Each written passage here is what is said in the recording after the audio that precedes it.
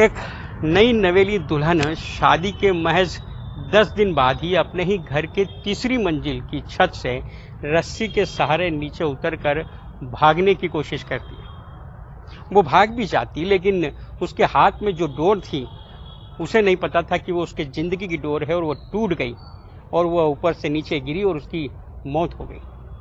लेकिन अब सवाल यहाँ से शुरू हो रहे हैं कि आखिर वो इतना बड़ा कदम क्यों उठा रही थी। मात्र 10 दिन हुए थे शादी को, मेहंदी भी हाथ की नहीं मीठी थी, लेकिन वो घर से भागने की कोशिश कर रही थी।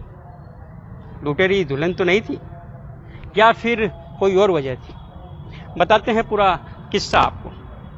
मैं हूं चंद्रशेखर सोलंकी और आप देख रहे हैं जी न्यूज़ मध्य प्रदेश छत्तीसगढ़ का यूट्यूब चैनल।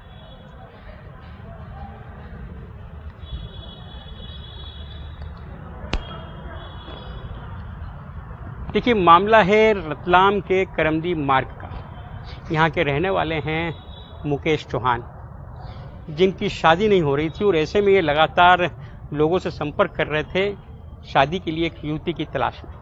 और ऐसे में इनका संपर्क हो जाता है बड़नगर के एक युवक मोहन के साथ, जो शादी ब्याह कराने वाला बिचौलिया यानी कि दलाल जिन्हें कहा जाता है। और ऐसे मामले सामने भी आते हैं जो दलाल शादी करवाते हैं। लेकिन मोहन ने जो है मुकेश को शादी के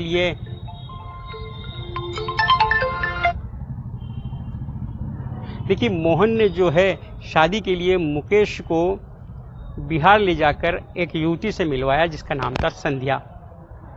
उसका वहाँ भरा पूरा परिवार भी था, माता पिता भी थे और भी सदस्य घर में मौजूद थे।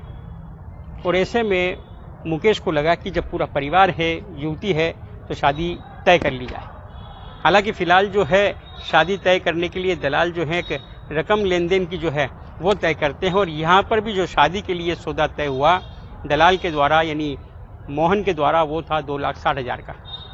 शादी होती है और संध्या को लेकर के मुकेश जो है वो रतलाम आ जाता है, घर पर रहने लगता है। 4, 5, 6, 7 और 8 और 9 दिन तक कोई परेशानी नहीं, सब कुछ ठीक चल रहा होता है। लेकिन 10वें दिन अचानक जब रात को मुकेश की नींद खुलती है तो देखता है कि बिस्तर पर जो दुल्हन है, जो उसकी पत्नी है संध्या, वो ही नहीं है।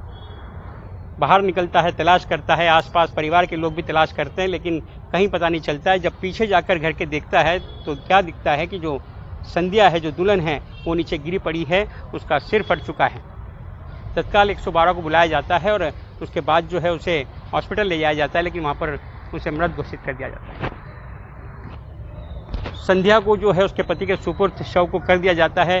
पुलिस और जो परिजन हैं सभी को फ़ोन किया जाता है। लेकिन देखिए, परिजन जो हैं वो अब यहाँ से भूमिका शुरू होती है, किस तरीके से उनका जो फ़ोन है वो नहीं लगता है। जब मोहन यानी जो दलाल था बिचौलिया, उसे बताया जाता है कि उस युवती की मौत हो गई है, तो वहाँ पर भी जो है वो एक फ़ोन के बाद दूसरा फ़ोन अटेंड करने से मना कर देता है। और न सिर्फ मना करता है बल्कि स्विच ऑफ कर देता है।